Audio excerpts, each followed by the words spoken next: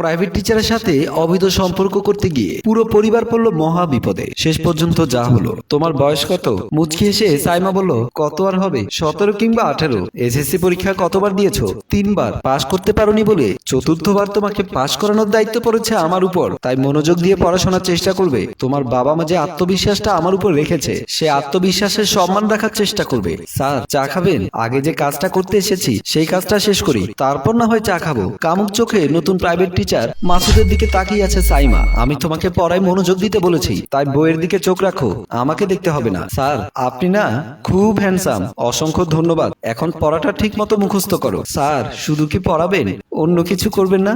অন্য কিছু কি করব?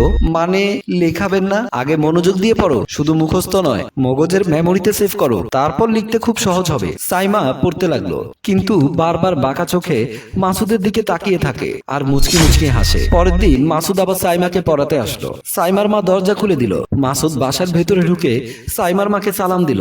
সাইমার মা পারভিন বেগম জানতে চাইলো, মাস্টার সাহেব, প্রথম দিনে কি বুঝলেন? সাইমা কি এবার পাশ করতে পারবে? আশা করছি পাশ করবে, তবে একটু বেশি করে সময় দিতে হবে ওকে। মাস্টার সাহেব, ওকে ভালো করে সময় দিন, টাকা পয়সা নিয়ে চিন্তা করবেন না। না না, আমি এসব বিষয় নিয়ে ভাবছি না, আমি এখন একটু বাইরে যাব, আমার বোনের বাসায়। সাইমা আপনাকে চা নাস্তা দেবে, আর কোনো কিছু লাগলে ওকে বলবেন। আচ্ছা ঠিক আছে, বলেই মাসুদ বাসার ভেতরে প্রবেশ করলো। মাসুদ পড়ার টেবিলে বসতে সাইমা বলল, স্যার, চা খাবেন? চা একটু পর খাবো। আগে গতকালে যে পড়াগুলো দিয়েছিলাম সেগুলো মুখস্থ করেছো? স্যার, সব মুখস্থ করেছি, কিন্তু এখন পড়া দিতে পারবো না। কেন? কারণ আজকে আব্বু আম্মু কেউ বাসায় নেই, আপনার সাথে কিছু সময় গল্প করব। তোমার আব্বু আম্মু কিন্তু আমাকে তোমার সাথে গল্প করার জন্য টাকা দেবে না। তোমার পড়া যেন ভালো করে হয়, তুমি যেন পাশ করতে পারো, সেই চেষ্টাটাই আমি করব। আর মাস শেষে তোমার বাবা মাকে আমি বেতন দেব। কিন্তু আমার তো পড়ালেখা ভালো লাগে না, আমার তো আপনার মতো হ্যান্ডসাম ছেলে দেখলে মাথা ঠিক থাকে না, এলোমেলো হয়ে যায়। সাইমা, তুমি কি ভুলে যাচ্ছ আমি তোমার টিচার? আর তুমি আমার সাথে এই ধরনের কথা কেন বলছো? আমি কিছুই ভুলে যাইনি, কিন্তু আপনাকে আমার খুব ভালো লেগেছে, তাই আপনার সাথে আমি শারীরিক সম্পর্ক করতে চাই।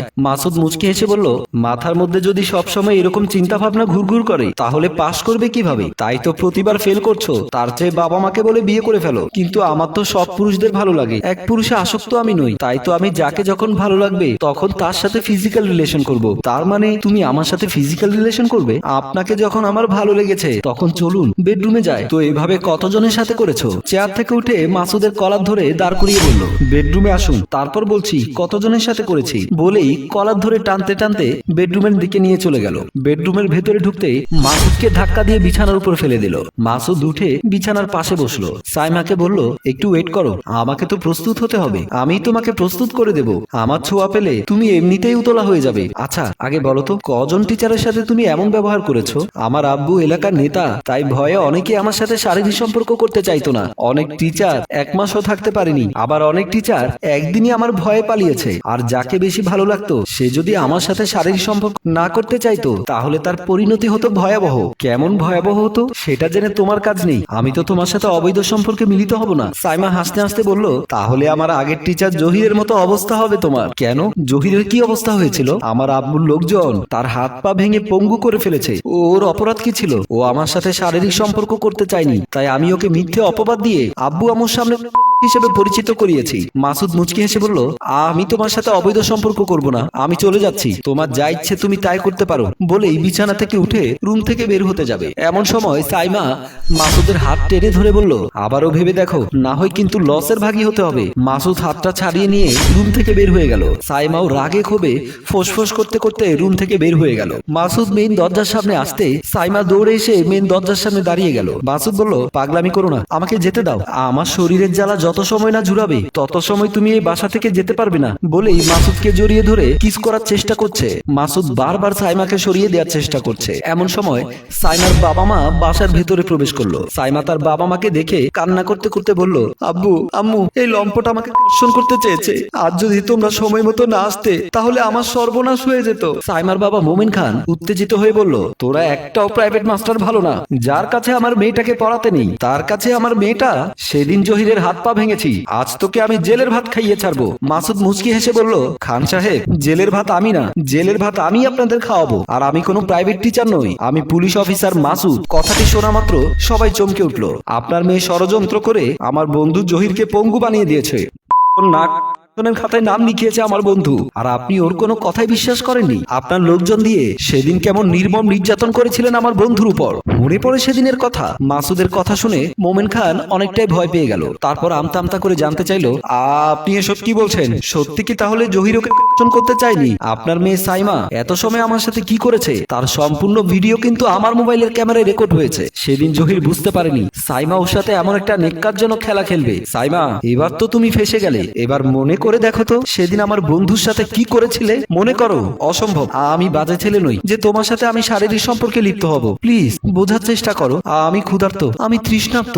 আমার খিদা নিবারণ করো। আমার তৃষ্ণার্ত বুকটা জুড়িয়ে দাও। মজা তুমিও পাবে, আমিও পাবো। সমস্যা কোথায় সেটাই তো বুঝতে পারছি না। সমস্যাটা হলো পাপ। আমি জেনে শুনে জিনা করতে পারবো না। আর তোমার বাবা মা আমাকে খুব বিশ্বাস করে, তাদের বিশ্বাস ভাঙতে পারবো না। এই বলে সাইমাকে ধাক্কা দিয়ে বের হয়ে গেল। ড্রয়িং রুমে আসতে সাইমা জহিরকে জড়িয়ে ধরে বাঁচাও বাঁচাও বলে চিৎকার করতে লাগলো। জহির সাইমাকে বোঝানোর চেষ্টা করলো, নিজেকে ছাড়িয়ে নেবার চেষ্টা করলো, কিন্তু সাইমা বারবার তাকে জড়িয়ে ধরে কান্না করছে আর চিৎকার দিয়ে বাঁচাও বাঁচাও বলছে। সাইমার চিৎকার শুনে তার বাবা মা দৌড়ে ড্রয়িং রুমের ভেতরে ঢুকলো। সাইমা জহিরকে ধাক্কা দিয়ে তার বাবা মার কাছে গিয়ে তার মাকে জড়িয়ে ধরে কান্না করতে লাগলো। মোমেন খান জহিরের কলার ধরে কষে চর বসিয়ে দিল তার গালে। সাইমা বলল, বাবা, ও আমাকে নষ্ট করতে চেয়েছিল। মোমেন খান উত্তেজিত হয়ে বলল, আসিফ লাঠি নিয়ে আয় তো।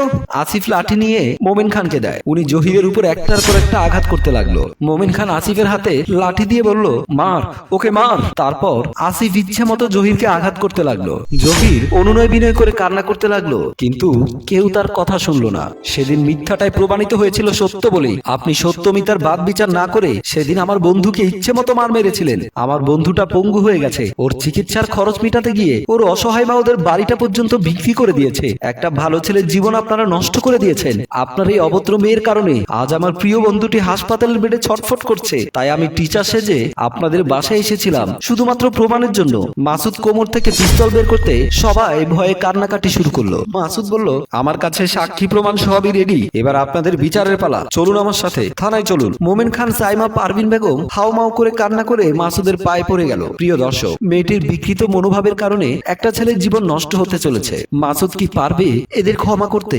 আপনাদের কি মনে হয় এদেরকে বিচার হওয়া উচিত? কমেন্ট করে জানিয়ে দিন। গল্পটি ভালো লাগলে লাইক, কমেন্ট, শেয়ার করে আমাদের সাথেই থাকুন।